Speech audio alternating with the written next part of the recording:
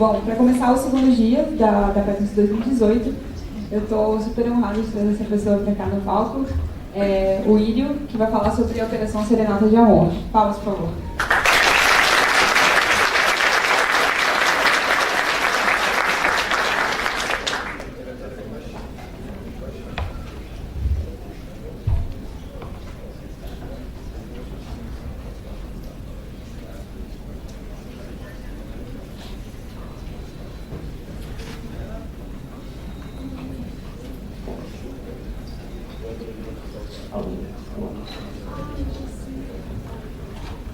Alô. Bom dia, pessoal. Tudo certo? Estou achando muito estranho, sábado de manhã, auditório lotado. Acho que não foi bom ontem. Para começar, assim, a minha palestra, eu queria perguntar para vocês, quem é que conhece a Operação Serenata de Amor? Ok, legal. Para quem não conhece, algumas pessoas não levantaram a mão. Eu vou deixar que duas pessoas apresentem por mim. Um grupo de cidadãos brasileiros muito jovens criou um programa de computador para fiscalizar os gastos dos deputados federais e já teve quem devolvesse o dinheiro usado de maneira irregular. Isso aí foi dia 27 de janeiro de 2017. Isso foi há meio ano depois que a gente começou o projeto. Dia 5 de novembro de 2017, isso aqui foi poucos meses depois. Parte do mérito dessas iniciativas é não desprezar pequenas quantias. Sendo dinheiro público, qualquer centavo deve ser rigorosamente controlado. Teoricamente, você mesmo pode fiscalizar as despesas com alimentação do seu deputado federal, por exemplo, disponíveis no portal de transparência aqui da Câmara dos Deputados. Mas tente fazer isso sozinho. Está tudo codificado, separado em links diferentes. É uma gincana para achar. Então, eu não ia mostrar os dois programas completos. Cada matéria tem 3 minutos e meio, mais ou menos. A primeira é Jornal Nacional, a segunda é Fantástico. Ok, eu perguntei para vocês quem conhecia a Operação Serenata de Amor. Quem conhece esse projeto aqui? Opinei. Um total de 0 mãos levantadas. Isso aqui é um projeto de 2012, criado por mim. Aqui, opinei, blá blá blá, o que está escrito aqui? Que tal saber mais sobre o que deputados e senadores estão fazendo em seu nome no Congresso? Poder opinar sobre a pauta, tendo voz ativa, conferindo a sua atuação e cumprimento do dever como eleitos? Tudo isso é um aplicativo para o seu smartphone, simples e fácil de usar. Cada um tem a sua opinião sobre o que o governo deve fazer e o seu papel é fazer valer a maioria. Nós temos opinião, e você? A primeira coisa que eu leio desse projeto de 2012 é que eu não entendia nada de como uma democracia funcionava. Então, a forma que está escrita aqui me lembra que eu não entendia nada. Isso aqui eu não criei sozinho, isso aqui eu criei junto com um amigo que trabalhava na mesma empresa do que eu, em 2012, 4 anos antes de surgir a Operação Serenata de Amor. E a gente tinha uma vontade de fazer algo quanto à política. A gente queria melhorar de alguma forma. Qual o problema? Alguns dos problemas, né, que a gente encontrou aqui é que a gente não entendia como funcionava o Congresso. A gente lançou esse site, a gente fez desenhos de várias telas do app, a gente começou a desenvolver o app, a gente começou a testar com alguns poucos usuários, mas a gente não sabia como funcionava a aprovação de uma lei. E a gente estava lançando um app para as pessoas escolherem quais leis eles iam aprovar. Então, a gente vê que muitos projetos, eles morrem no fim de semana, assim. Se tu não tem um projeto que tu começou de noite, fim de semana, para poder testar alguma tecnologia, e tu não abandonou poucos dias depois, poucas semanas depois, é porque tu ainda vai fazer isso. Então, todo mundo tem vários desses projetos. Não é um problema, eu acho muito legal esse tipo de coisa. Então, a gente usa esses pequenos projetos para a gente testar nossas novas tecnologias, experimentar o que a gente gosta ou não gosta de fazer. Só que muitas vezes a gente se sente mal, porque eu tinha uma puta ideia lá em 2012, falar sobre leis, e morreu. Então, naquela época, eu e meu amigo conversávamos, e pra gente era um problema. As outras pessoas estavam erradas. As outras pessoas deveriam usar aquele app, porque é útil para todo mundo, e todo mundo deveria usar. Essa é uma frase do Thiago Marzagão. Ele é auditor na Controladoria Geral da União. Controladoria Geral da União, a CGU, é um órgão do governo federal para fiscalização de contas internas. Basicamente, trabalhar com detectar corrupção, fazer auditoria e tudo mais. Ele é auditor lá. E aí, quando a gente foi convidado para conhecer o Ministério da Transparência, em dezembro de 2016, a gente conheceu ele e ele falou essa frase: muitas iniciativas de ciência de dados cidadã morrem em pouco tempo ou sequer chegam a sair do papel. Então, novamente, não é um problema elas morrerem, experimentos morrem, faz parte, mas às vezes a gente quer tocar adiante. E o que eu quero contar para vocês é como que a gente levou o projeto até o ponto que está hoje, para que vocês não cometam os mesmos erros. Se vocês realmente quiserem tocar os seus projetos adiante, por favor, aprenda com o erro dos outros. Nesse endereço aqui, github.com/ilio/cota para exercício da atividade parlamentar, vocês vão encontrar as primeiras linhas de código do que provavelmente se tornou a Operação Serenata de Amor. Isso aqui tem alguns commits de março de 2016. Então, isso foi março, a gente foi lançar realmente e ganhar um pouco mais de notoriedade no fim do mesmo ano. Isso aqui, o que aconteceu? Eu tinha alguns conhecimentos de análise de dados e eu descobri pelo YouTube, pela internet, que existia uma cota para o exercício da atividade parlamentar. E essa cota? Todo deputado federal, são 513 no país, tem direito a uma cota para reembolsos.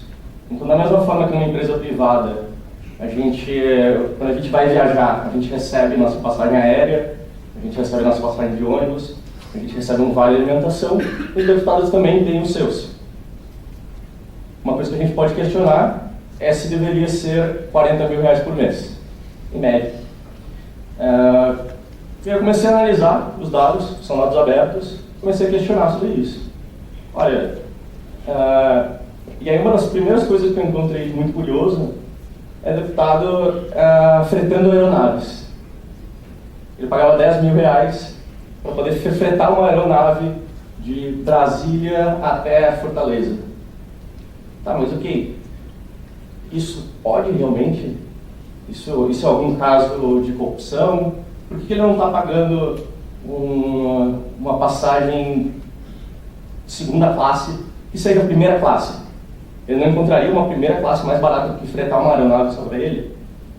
Eu comecei a me perguntar essas coisas. Ano de eleição, 2016. E aí comecei a questionar algumas pessoas quanto a essas dúvidas. Ok, antes da gente falar sobre o que é ilegal, antes da gente falar o que é imoral, eu quero saber o que é ilegal. Isso pode ou não pode?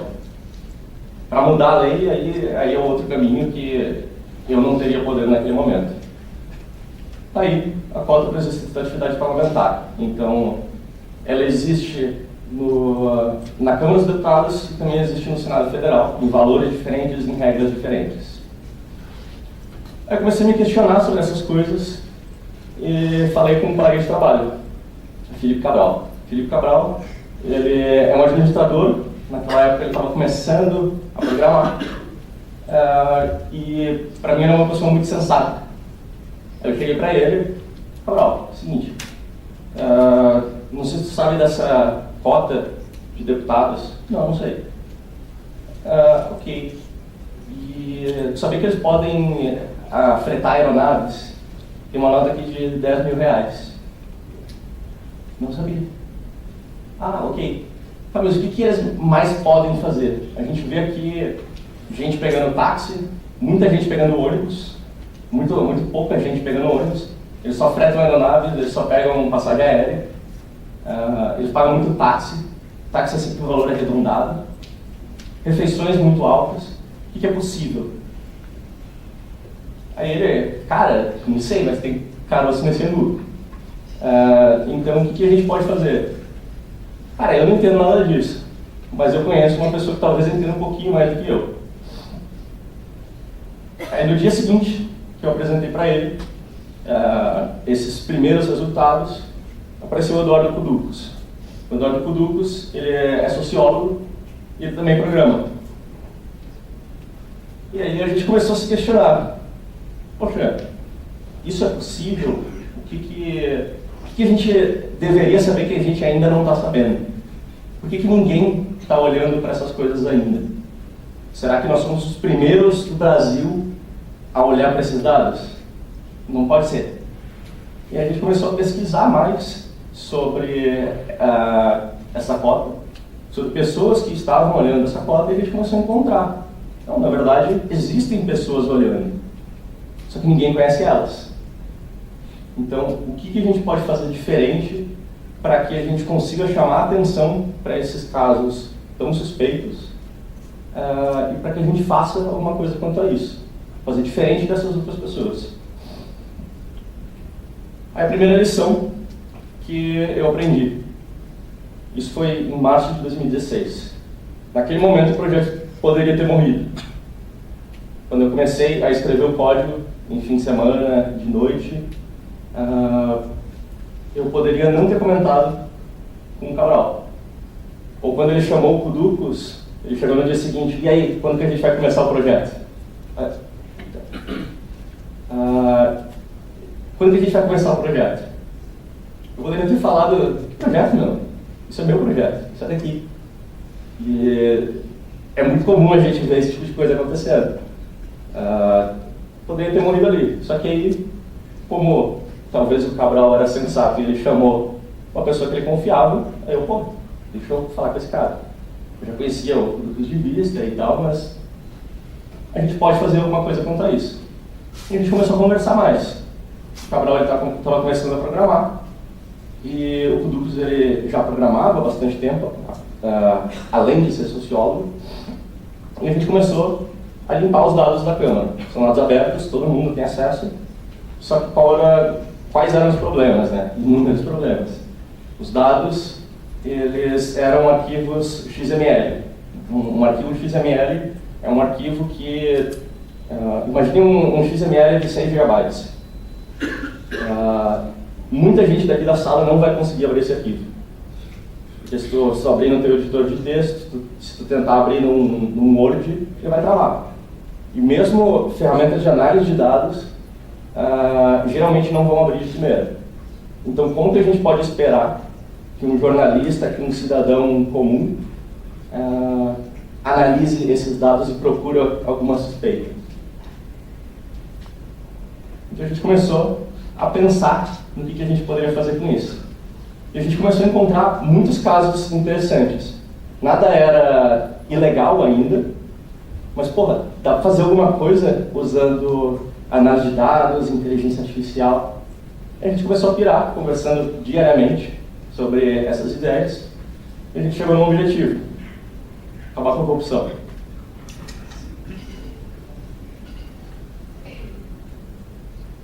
É um objetivo pequeno, mas a gente queria. Como que a gente consegue fazer isso? Se a gente falar para as pessoas que a gente vai acabar com a corrupção, como que as pessoas vão receber isso? E a gente começou a perguntar para as pessoas. Tu acha que é possível acabar com a corrupção?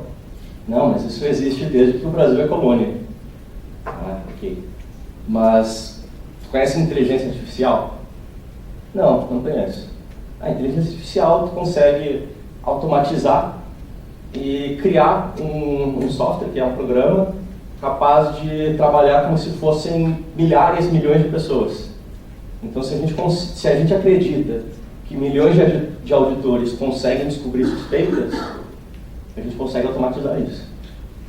Pode não ser fácil, mas é possível. Ah, mas é muito difícil. O brasileiro, ele vai conseguir contornar. Mas se ele conseguir contornar, pelo menos a gente começou a pegar as coisas mais simples. Já é melhor do que hoje. É verdade. Isso a gente começou a perguntar para muita gente. Outro aprendizado. Comunicação é importante.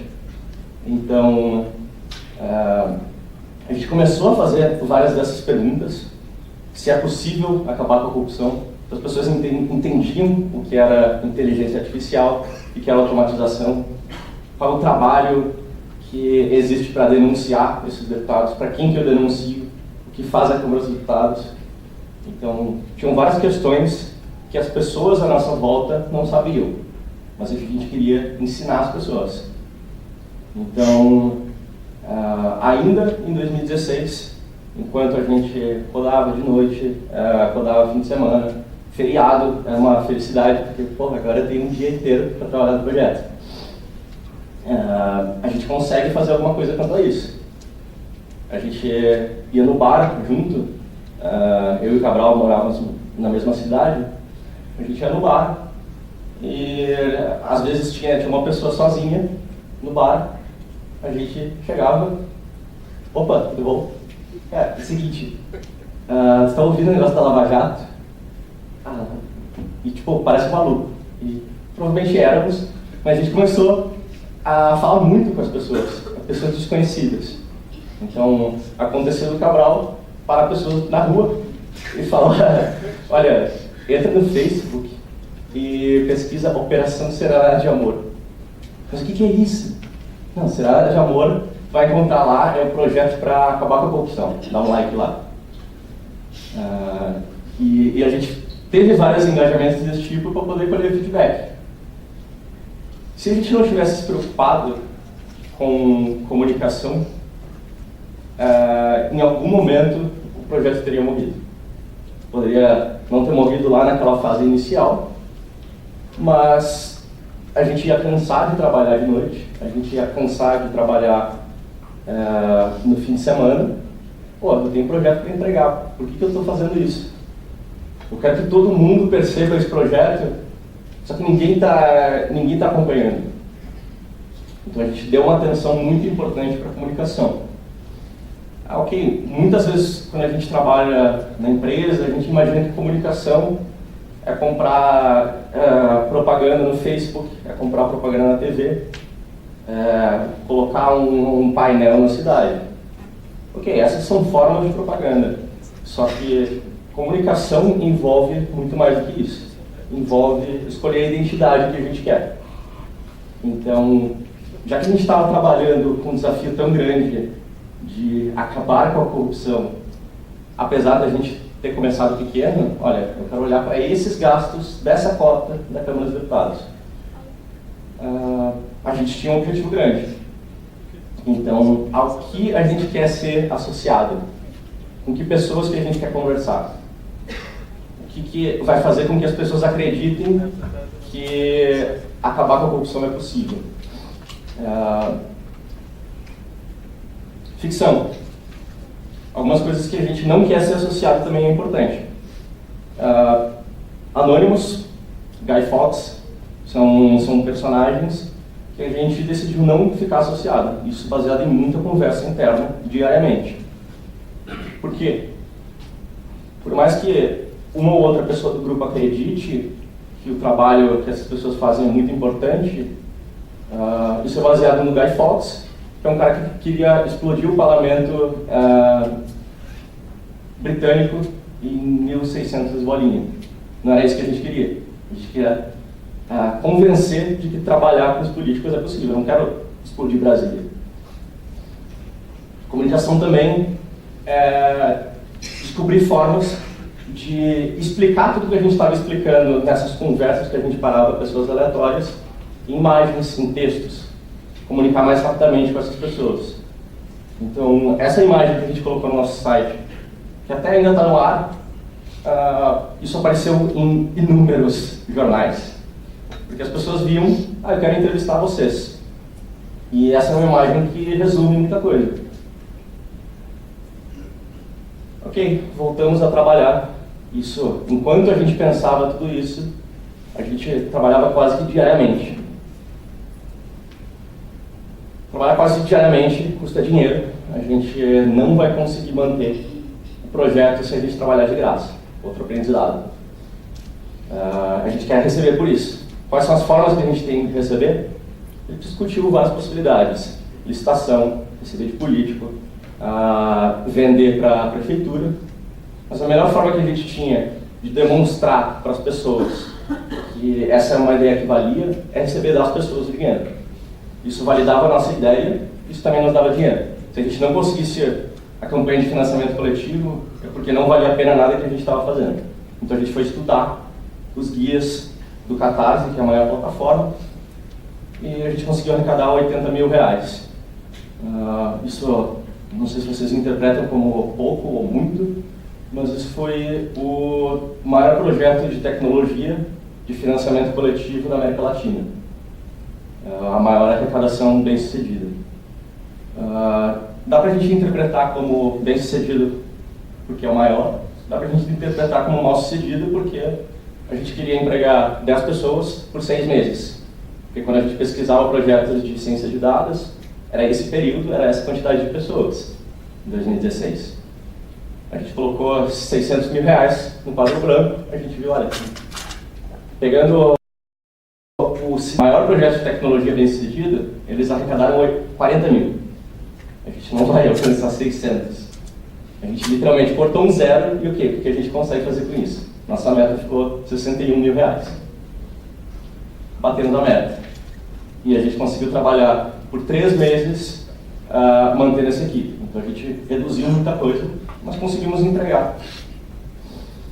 Enquanto a gente fazia tudo isso, a gente comunicava para as pessoas.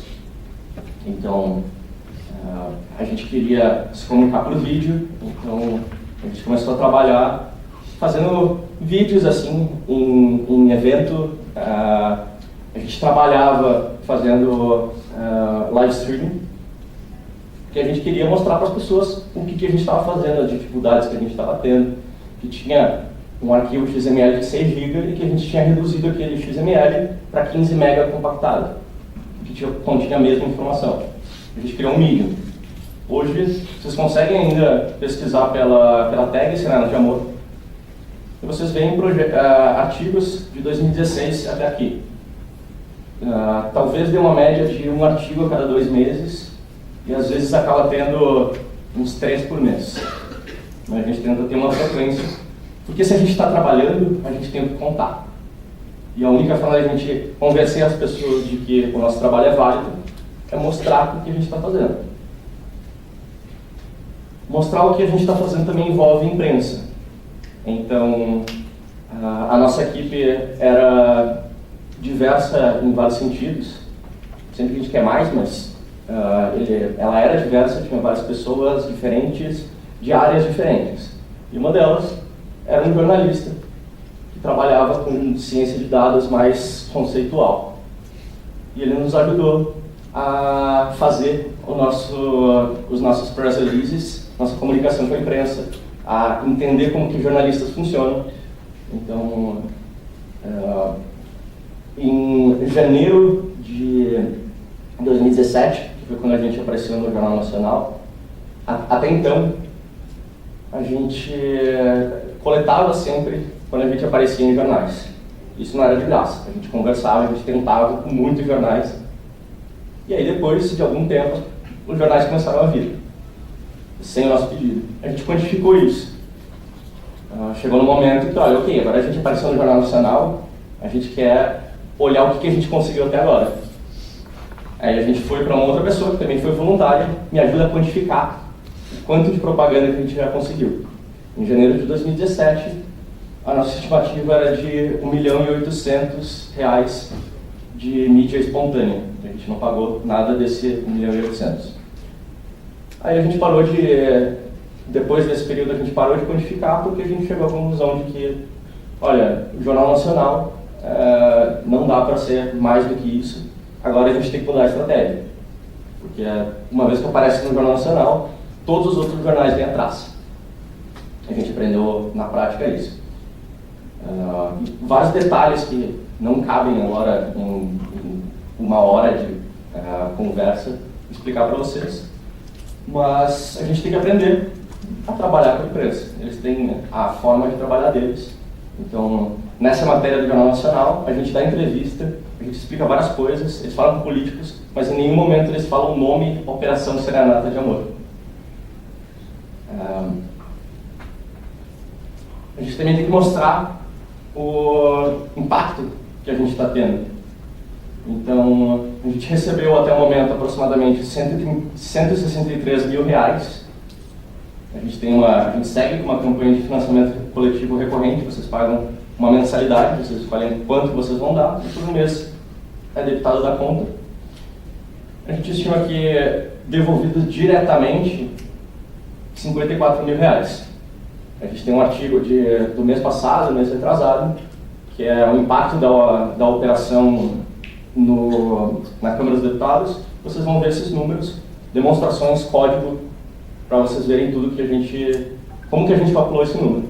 Além da gente ter esse retorno direto, a gente não sabe o quanto de indireto que a gente teve, e a gente também conseguiu com que deputados reduzissem muito o uso da cota. Então, reduziu bastante, está tudo explicado no artigo. Isso envolve contar para pessoas, novamente. A gente denunciou, quando a gente concluiu esse período do Catarse, a gente sabia que a gente não podia concluir sem contar o resultado. A gente não queria se comunicar só com as 1.800 pessoas que nos deram dinheiro no Catarse. A gente queria contar para muito mais gente. Então, a gente mudou o plano dentro dos 3 meses para falar, olha, a gente não vai construir mais classificadores de suspeitos. Nas últimas 2 semanas, a gente vai programar um sisteminha para fazer denúncias, e na última semana todo o time, não importa quem que tu é, vai trabalhar em fazer denúncias. A gente denunciou 216 deputados e mais de 800 gastos suspeitos. Ainda naquele período, a gente já estava trabalhando em câmaras municipais, câmaras de deputados. A gente expandiu nesse meio tempo para o Senado Federal, que também tem uma cota semelhante. A gente tem expansões municipais, e nesse momento a gente está conversando com órgãos públicos, porque eles veem o impacto que a Operação Serenata de Amor tem, e eles têm muita inveja, porque a gente sabe se comunicar com as pessoas, e isso envolve, às vezes, não pedir coisa que não faz sentido, envolve usar uma comunicação não violenta. Então, em nenhum momento vocês vão ver uma comunicação oficial da Operação Serenata de Amor falando que política é corrupta. Outro aprendizado, a gente não teria conseguido nada disso se a gente não tivesse aberto o código. Muito disso, e isso também veio a partir de conversas que a gente teve internamente. Sempre conversando, a gente conversou com um filósofo, amigo nosso, e ele falou, olha, tem tudo para dar certo, só que vocês têm que ser transparentes, porque em algum momento vai vir um político e vai falar, não, mas como assim tu não está dando preferência para determinado político? Vai ver o código, vocês têm dinheiro, vocês pagam alguma pessoa, olha o código e vê se tem um IF tal pessoa. Então, isso foi essencial. A gente tem visto alguns projetos usando algum pedaço da Serenata, mas muita gente contribui e quer ajudar com isso. Isso envolve ouvir as pessoas ser julgado. Então, em determinados momentos, a gente foi falar com os servidores públicos, a maioria é a favor. Algumas pessoas, elas dizem, então, vocês acham que estão perseguindo demais. Então, nem sempre a gente concorda, mas a gente ouve. Porque em algum momento a gente quer considerar que outras pessoas vão pensar de uma forma semelhante e como que a gente consegue mudar a nossa forma de trabalho para que a gente não irrite uma ou outra pessoa. Então, isso envolve não irritar o próprio político. Porque no meio do caminho a gente aprendeu que a única pessoa que pode mudar essa cota é o deputado. Então, se a gente começar a colocar ele na fogueira, ele nunca vai mudar. É mega importante estudar o que já existe. A gente achava que nós éramos os primeiros, a gente foi estudar, não pode ser. E realmente não podia ser. A gente encontrou outros projetos que morreram, outros projetos pequenos, e a gente começou a conversar, tentar trazer essas pessoas para junto, descobrir iniciativas semelhantes dentro do governo que não tinham nenhum impacto, ou pelo menos elas não são conhecidas publicamente. O próprio Thiago da CGU trabalha num projeto semelhante, só que como ele trabalha num órgão dentro do governo, ele não pode sair falando para todo mundo. Às vezes ele participa de algum meetup para poder explicar a forma que eles estão trabalhando. Isso envolve aprender outras áreas. A gente não sabia como que uma democracia funcionava, o que a Câmara dos Deputados fazia, a gente não sabia direito. Então, hoje, eu definitivamente não sei muita coisa, mas eu sei muito mais do que em 2016. E continuo, todos nós continuamos conversando com pessoas. Olha, se tu acha que tu conhece, me ensina então, que eu quero. Isso envolve também machine learning. Quando a gente se propôs fazer aquele projeto, a gente estava analisando os dados. A gente tinha 10 pessoas muito interessadas a fazer, a gente tinha pessoas que sabiam programar, mas elas nunca tinham feito machine learning. A gente tem que aprender enquanto a gente faz. Para quem quer contribuir hoje, além de tudo que eu falei, se vocês pesquisarem Operação Serenata de Amor no Google, vocês encontram este site aqui no diario.serenata.ai, que é um projeto novo de expansão municipal.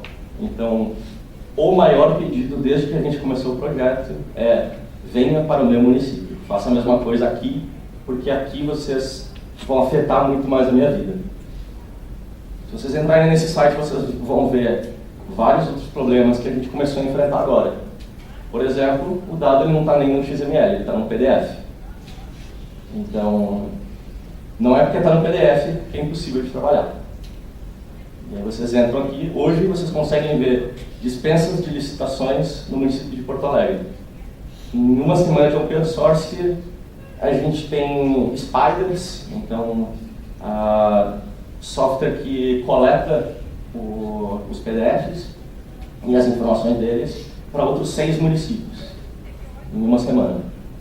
Então, se vocês quiserem levar a Serenata para o município de vocês, adiciona lá, faz um meetup dentro da cidade de vocês e treine a trabalhar um pouquinho com Python. A gente usa Python em tudo. O nosso projeto a longo prazo é impactar 1 bilhão de pessoas em 10 anos. Já se passaram 2. Então, a gente quer impactar um pouco mais o Brasil. E isso envolve estar em municípios para poder expandir.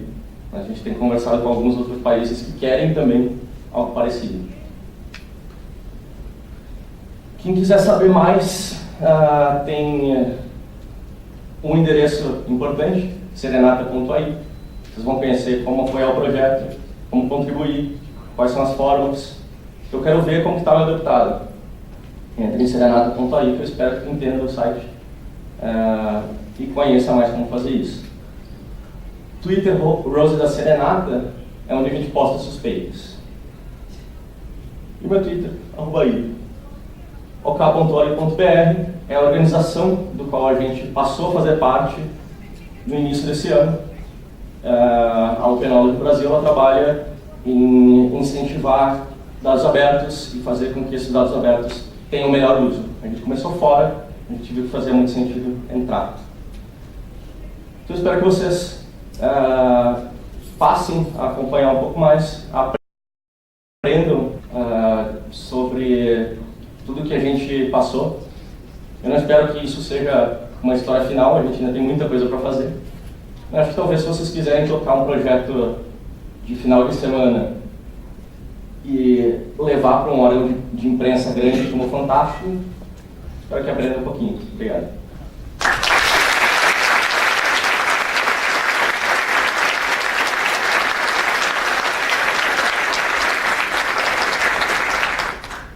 Perguntas?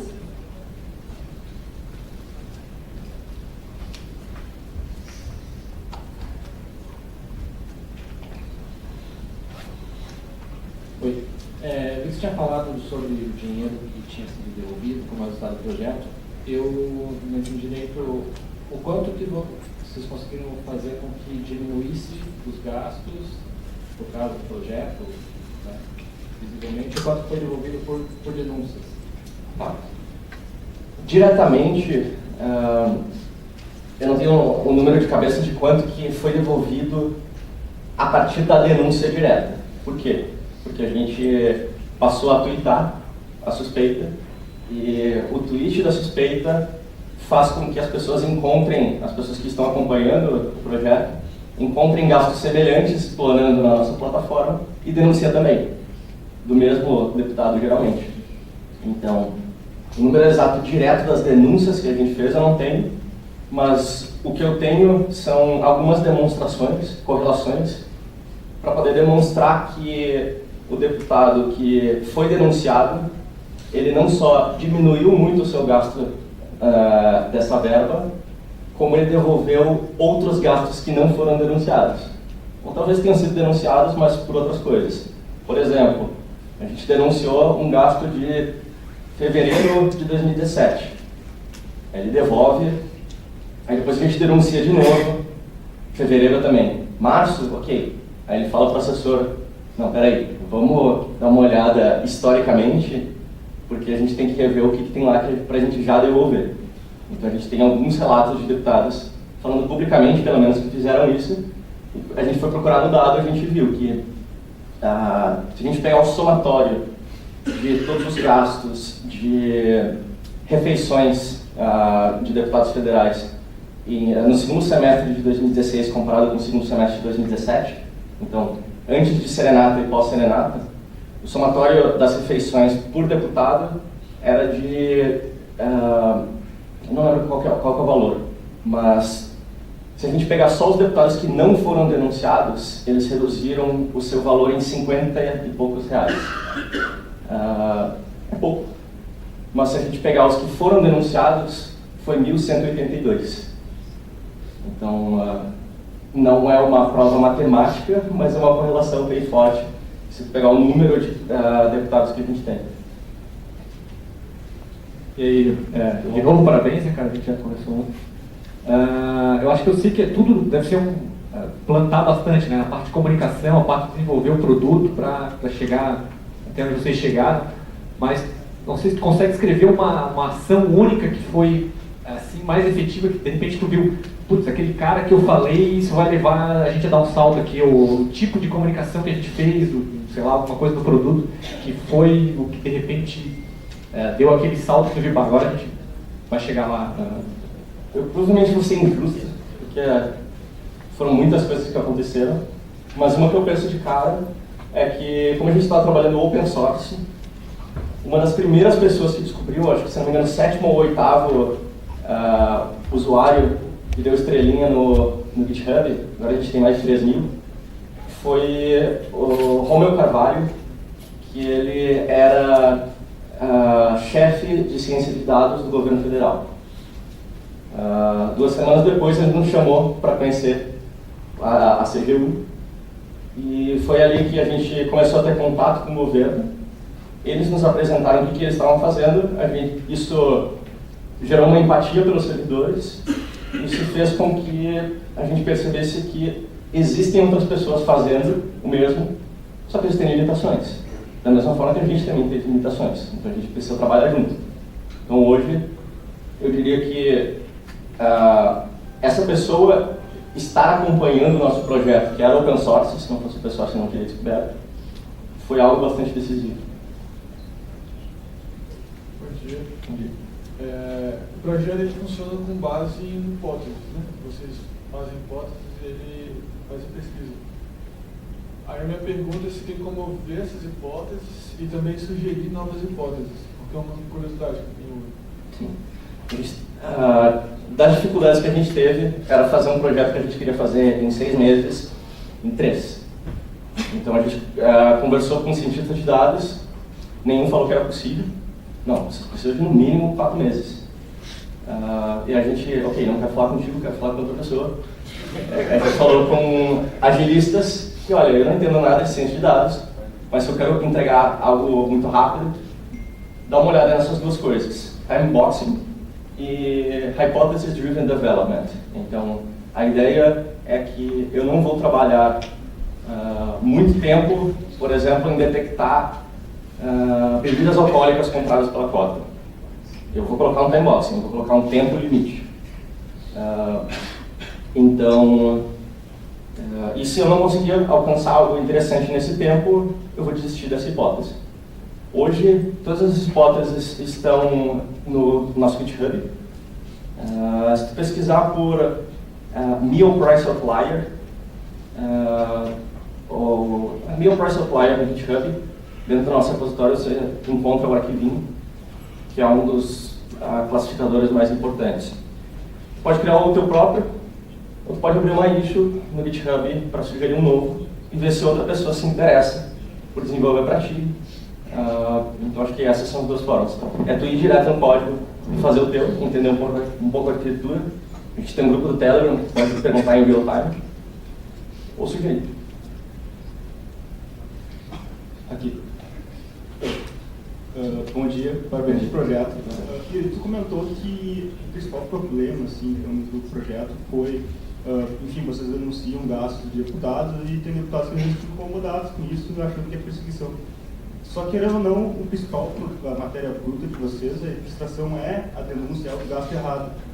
Qual é a ação que vocês tomam, assim, para tentar minimizar esse problema, mesmo quando o deputado acaba ficando incomodado, para assim, tentar mostrar para ele, assim, cara, olha só, a gente está mostrando uma coisa que está fazendo errado, não é a gente está errado, para tentar mesmo assim, mesmo que não goste, conseguir minimizar isso? Tem um negócio muito importante que eu aconselho para todo mundo, que é uma técnica chamada comunicação não violenta.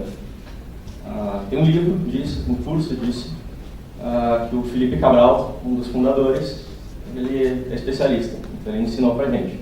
A ideia é mudar a forma que tu se comunica, as palavras que tu usa, para diminuir ao máximo a ofensa que tu causa nas pessoas.